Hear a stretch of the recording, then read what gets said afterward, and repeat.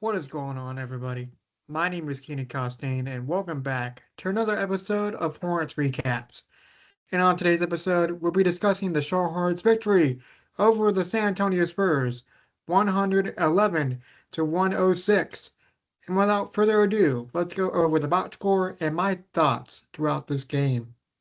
All right, so taking a look at the box score for this game, we had LaMelo Ball with 16 points, 8 rebounds, 8 assists, 5 for 15 from the field, 2 for 6 from 3.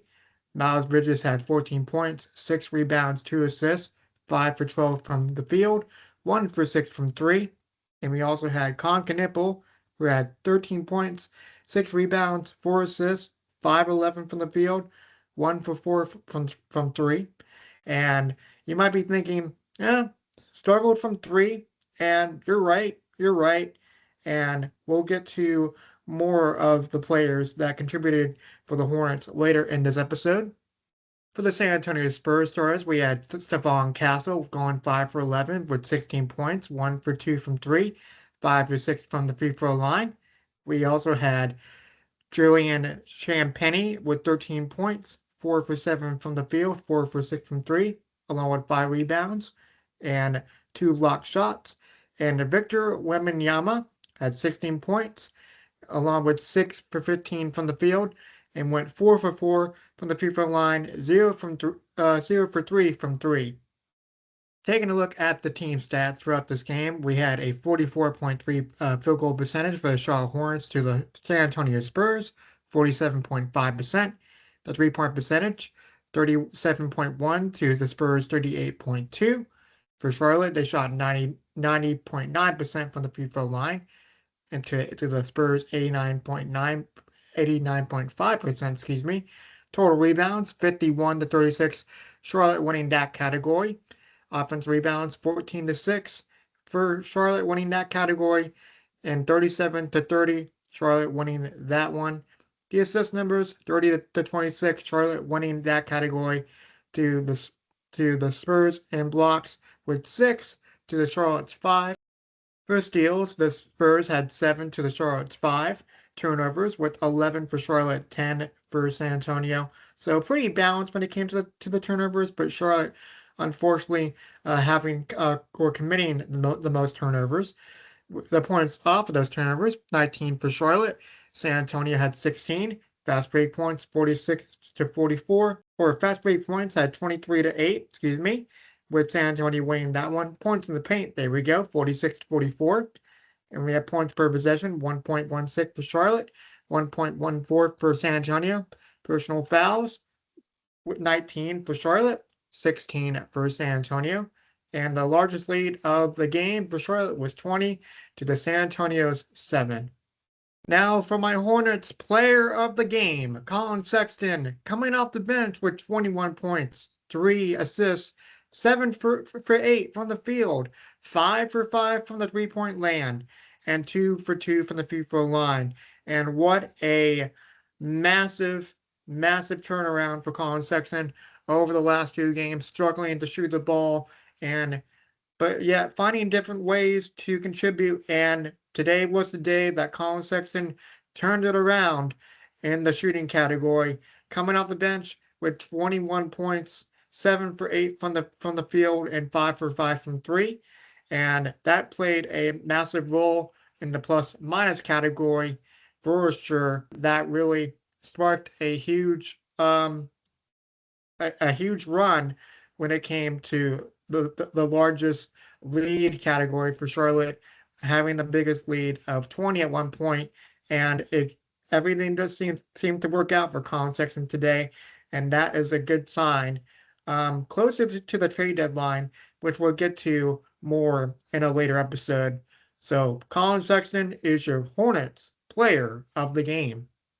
Now for Brandon Miller, it is the 10th straight game with 20 or more points in this category. So bam, he has been doing a great job posting consistent numbers, and in this game he really struggled throughout this game, but yet he was able to go 9 for 9 from the free throw line, shooting 7 for 21 from the field, and shooting 3 for 8 from 3. And again, to read off these numbers once again, since the Lakers game, 26 points. Golden State, 28 points. Denver, 24 points. Cleveland, 24 points. Magic, 20 points. Washington, 21 points. Philadelphia, 30 points. Grizzlies, 26 points. Mavericks, 23 points. And in the Spurs today, he had 26 points, or Saturday, I should say. He had 26 points. Now, when it comes to the bench guys, other than Collin Sexton putting up fantastic numbers, you had Ryan Kalkbrenner once again putting up the most points off the bench with 6 points, 3 for 4 from field, and 4 rebounds in this game, along with 2 blocks.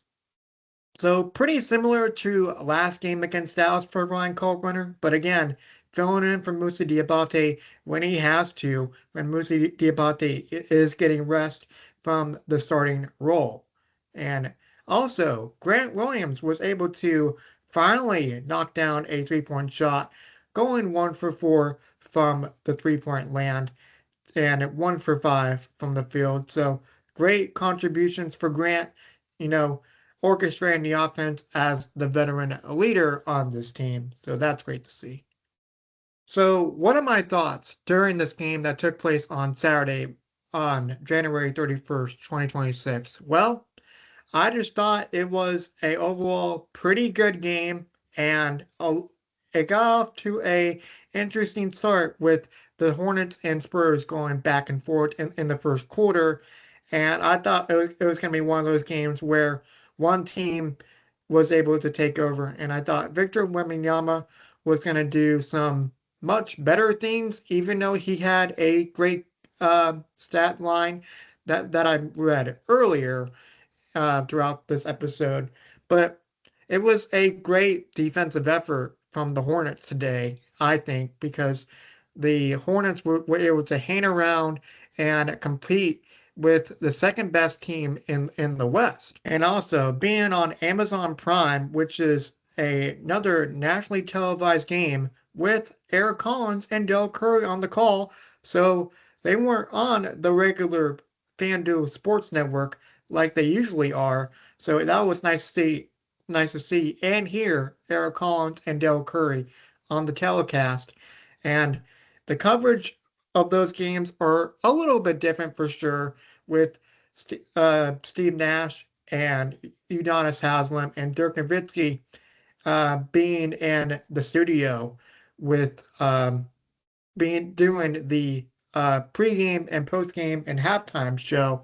So it was nice to see other analysts talking Charlotte Hornets basketball, and especially on the six game winning streak that is happening right now with the Hornets getting the win today, and it is the largest winning streak that the Hornets have had since March of 2016, and that is the last time the Hornets have made a playoff series in that time frame.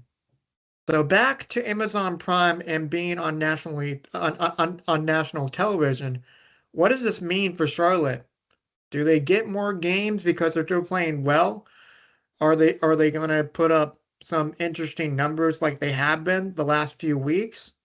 I mean, only time will tell, but it'll bring a captive audience that will make things interesting for sure if they keep winning like this, and in close situations too, because the Hornets are able to blow teams out by a certain amount of points, and this is another close victory that they had today, which is also great to see, and able to close these types of games and these types of situations. One last thing about this game before we get into the preview, I want to say a big shout out to the fans that came out during the snowstorm that's happening right now, and hope you guys are staying safe throughout this time. And if you were one of those fans who were able to venture out to Spectrum Center today. Shout out to you, and Spurs fans as well came in pretty good numbers today from what I've seen on the televised game today that was broadcast on Amazon Prime. So shout out to the fans that showed up and put on and the team rather put on a really good performance for the home crowd. All right, the next game that will take place will be at Spectrum Center once again for another home game for the Charlotte Hornets. Will be taking on the New Orleans Pelicans on Monday at 7 p.m. Eastern Standard Time. Now, the time change will be a factor. It depends on how the snow will hold up during this time. And my thoughts for this game will be Zion Williamson and Concanipple and another Duke battle and the Carolinas. So we'll see what happens with that. And can the Hornets continue this winning streak to make it 7 in a row before they get back on the road against Houston? Only time will tell. We will see. So that'll do it for another episode of Hornets Recaps. Again, my name is Keenan Costain, and if you like what you see, feel free to give it a like, subscribe down below for more, and let me know in the comment section below what your thoughts about the San Antonio Spurs game that took place today. What are your thoughts on the New Orleans Pelicans game that will take place later on Monday as of this recording? And what are your thoughts of what the Hornets should do going forward in the next couple of games? So feel free to let me know. And until next time, stay safe out there, everyone, and have a good one. Bye, guys.